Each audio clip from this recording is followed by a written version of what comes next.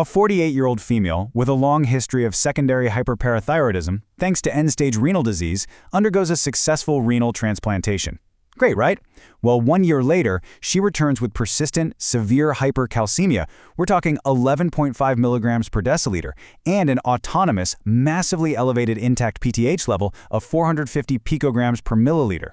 Now, what is the specific term that defines this exact clinical scenario? Is it A, primary hyperparathyroidism, B, secondary hyperparathyroidism, C, tertiary hyperparathyroidism, or D, hypoparathyroidism? The correct answer is C, tertiary hyperparathyroidism. Here's your exam pearl. Persistent hypercalcemia right after a kidney transplant points directly to autonomous tertiary hyperparathyroidism. You see, even after the successful transplant removes the initial stimulus, meaning her phosphorus and vitamin D have completely normalized, that diffuse four-gland hyperplasia just fails to regress. Instead, those glands go rogue. They become totally autonomous, pumping out massive amounts of PTH, completely uninhibited, which causes that severe hypercalcemia. Moving right along to question 16. What is the standard surgical management for a patient with symptomatic tertiary hyperparathyroidism, or even refractory secondary hyperparathyroidism? A, selective removal of the largest single gland. B, total parathyroidectomy without reimplantation. C, a subtotal parathyroidectomy, meaning we remove 3.5 glands, or a total with forearm autotransplantation. Or D, excision of the entire thyroid gland. And the answer is C. Look, because this is a four-gland disease, removing just a single gland is going to result in absolute treatment failure. So, the standard management is either leaving a tiny, vascularized remnant in the neck, that's your subtotal 3.5 gland excision, or taking everything out and implanting a small, minced slice of parathyroid tissue straight into the brachioradialis muscle. Why the forearm, you ask? Because if it ever hyperfunctions again down the line, the surgeon can just easily access the arm under local anesthesia, completely avoiding the nightmare of re-exploring a heavily scarred neck. Let's hit question 17. On postoperative day 2, right after a total thyroidectomy and central neck dissection for advanced papillary thyroid cancer, our patient develops perioral numbness, tingling in her fingertips, and severe muscle cramping. What is your immediate diagnostic suspicion and the standard initial management? A, acute vocal cord fatigue and speech therapy. B, severe hypocalcemia requiring rapid oral or IV calcium. C, hypokalemia requiring an immediate potassium push, or D, thyroid storm requiring radioactive iodine? The answer is B. Transient hypocalcemia is literally the most common complication post-thyroidectomy. These parathyroid glands are incredibly fragile and they can be easily stunned or mechanically traumatized during devascularization.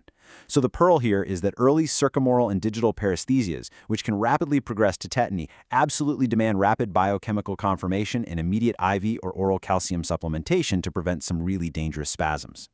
Question 18. During the physical evaluation of a patient with suspected post-thyroidectomy hypocalcemia, the clinician inflates a blood pressure cuff on the patient's arm to 20 millimeters of mercury above systolic pressure for 3 minutes.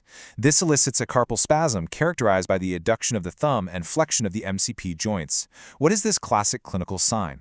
A, Chvostek's sign. B, Trousseau's sign. C, Carvalhos sign. Or D, Hohmann's sign. It's B, Trousseau's sign.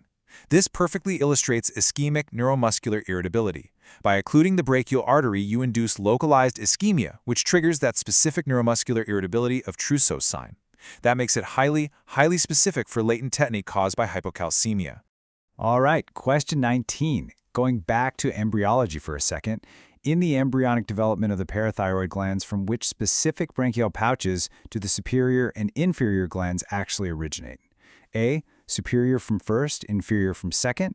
B, superior from fourth, inferior from third. C, both from fifth. Or D, superior from third, inferior from fourth. The correct answer here is B. The inferior glands originate from the third branchial pouch, which means they share their precise origin with the thymus. Now, because the thymus migrates a really long distance down into the mediastinum, it frequently just drags the inferior glands right along with it. That makes their anatomical location super variable, and it's a very common source of ectopic tissue. On the flip side, the superior glands come from the fourth branchial pouch, they have a much shorter migration path, and they sit predictably right behind the upper thyroid. So, your quick exam pearl. Inferior equals third pouch, superior equals fourth pouch. Question 20. We have a 38-year-old female presenting with persistent weight gain, central obesity, a prominent dorsocervical fat pad, often called a buffalo hump, wide purple abdominal stria, and new-onset hypertension. So, what initial screening tests are recommended to establish a definitive biochemical diagnosis of Cushing's syndrome? Is it A, a single random noon aldosterone level? B, a 24-hour urinary free cortisol, 1 mg overnight dexamethasone suppression test, or late-night salivary cortisol? C, a 24-hour sodium restriction log? Or D, random serum epinephrine? The answer is B. If you want to confirm Cushing's syndrome, pulling a random morning cortisol is basically totally useless because of natural pulsatile diurnal variations. Instead, you need to screen with 3 validated tools. You can use a 24-hour urinary-free cortisol to capture integrated daily exposure, a 1 mg dexamethasone test to check for failure of suppression, or a late-night salivary cortisol to screen for the loss of normal circadian rhythm. Question 21. Okay, so once a patient's hypercortisolism is biochemically confirmed, we draw a screening plasma ACTH level and find it's completely suppressed. We're talking under 5 picograms per milliliter. What does this suppressed ACTH level actually indicate regarding the etiology, and what imaging should you order next? A, ACTH-dependent disease, brain MRI. B, ACTH-independent disease, high-resolution abdominal CT. C, ectopic ACTH, bronchoscopy. Or D, hypothalamic insufficiency, spinal tap. The correct choice is B. Massively high levels of cortisol coming from an autonomous primary adrenal tumor exert strong negative feedback right on the anterior pituitary. It shuts down its ACTH production entirely. The critical pearl to remember here is that a suppressed ACTH proves ACTH-independent disease. That points you straight to a primary adrenal adenoma or carcinoma, which absolutely requires a high-resolution abdominal CT scan to evaluate properly. Question 22. A 45-year-old male presents with severe refractory hypertension that requires 4 oral medications paired with profound muscle weakness. His labs reveal severe hypokalemia at 2.6 milliequivalents per liter, hypernatremia, and suppressed plasma renin activity. What is the screening test of choice for primary hyperaldosteronism, otherwise known as Cushing's syndrome? A, 24-hour urinary VMA. B, PAC/PRA ratio. C, high-dose dexamethasone test, or D, oral glucose tolerance test? The answer is B. The primary screening test is calculating the plasma aldosterone concentration to plasma renin activity ratio.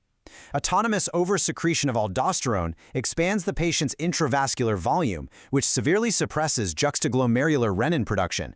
So the key exam pearl you need to lock in is that a PAC to PRA ratio greater than 20 is highly suggestive of Cushing's syndrome. Question 23. A patient with a screening PAC/PRA ratio of 45 undergoes an abdominal CT. It demonstrates a well-circumscribed 1.5 centimeter low attenuation nodule in the left adrenal gland, while the right appears totally normal.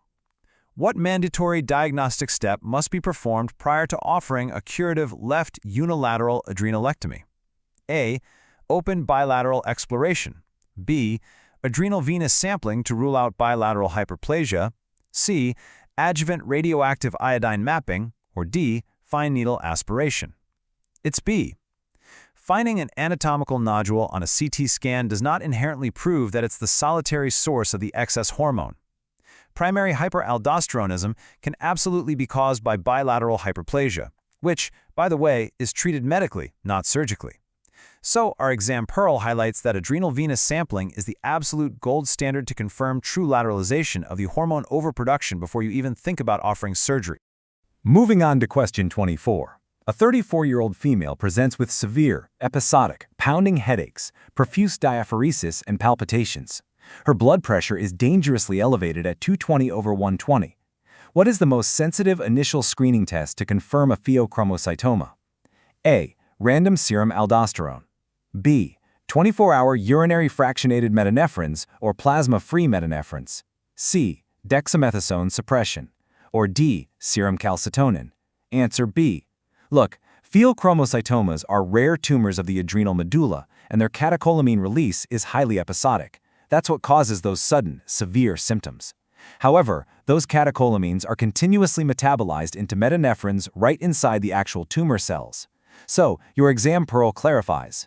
Plasma-free metanephrines or 24-hour urinary fractionated metanephrines are the highly sensitive gold standard, simply because they remain consistently elevated regardless of the episodic release. Question 25. Once a pheochromocytoma is formally diagnosed, what is the absolute rule regarding the timing of preoperative pharmacological blockade? A, beta blocker first, then alpha blocker. B, Alpha blockade first, followed by a beta blocker only after alpha blockade is fully established. C. Continuous IV calcium channel blockers. Or D. Emergent surgery without meds. The answer is B. Guys, this is literally an issue of life and death physiological safety. If you administer a beta blocker first, you block beta-2-mediated skeletal muscle vasodilation. That leaves the alpha-1 adrenergic receptors completely unopposed to bind circulating epinephrine and norepinephrine. And that triggers a catastrophic, potentially fatal spike in systemic vascular resistance. So the exam pearl is totally non-negotiable. Always establish alpha blockade before beta blockade. Always. Question 26. During the operative dissection of a large right-sided pheochromocytoma, what surgical manipulation pattern must be minimized to avoid a life-threatening hypertensive crisis? A. Continuous high-pressure ventilation. B. Direct aggressive palpation of the tumor mass prior to ligating the adrenal vein. C. Irrigation with warm saline. Or D. Dissection of perirenal fat pads. It's B. The surgical danger of systemic catecholamine release here is just massive. Squeezing or aggressive manual manipulation forces stored catecholamines straight out of the tumor into the adrenal vein, which instantly causes massive intraoperative hypertensive spikes, arrhythmias, and strokes. Our exam pearl dictates a very strict no-touch technique. You have to prioritize early ligation of the main adrenal vein to completely isolate the tumor from systemic circulation before you even start handling it. Question 27. A 54-year-old male undergoes a CT scan for mild trauma, which ends up revealing an incidental, well-circumscribed 2.5 centimeter left adrenal cortical nodule with low Hounsfield units, under 10. The patient is entirely asymptomatic. What does an adrenal incidentaloma mandate? A. Immediate excision. B. Comprehensive biochemical evaluation and radiographic malignancy assessment. C. Discharge with reassurance. Or D. Immediate core needle biopsy. The correct answer is B. You just simply cannot ignore an incidental mass. The exam pearl requires every single incidentaloma 1 centimeter or larger to undergo a dual mandatory evaluation. First, you must biochemically screen to rule out subclinical functional hypersecretion, checking for things like Cushing's, pheo, or aldosteronism. Second, you have to radiographically assess for malignant potential. In this case, a low attenuation under 10 Hounsfield units reflects high lipid content, which thankfully points toward a benign adenoma. And finally, question 28. A 48-year-old female presents with a rapidly growing irregular 7-centimeter right adrenal mass showing heterogeneous enhancement, central necrosis, and a high attenuation score of 35 Hounsfield units on CT. What is the most likely diagnosis and the standard primary treatment? A. Benign adenoma treated with spironolactone. B. Adrenocortical carcinoma, or ACC, treated with wide-open surgical resection with negative margins. C. Myelolipoma treated with ultrasound tracking.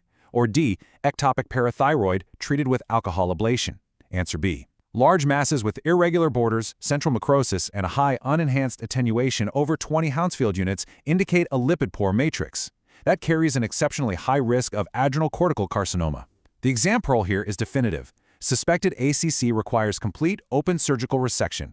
Laparoscopy is strictly contraindicated due to massive risks of capsular rupture and local tumor seeding. Seeing these aggressive and rapidly growing tumors really leaves us with the ultimate question. In the high-stakes, fast-moving realm of surgical oncology, how early can we systematically detect these subtle biochemical or structural changes before a silent mass ever reaches 7 centimeters?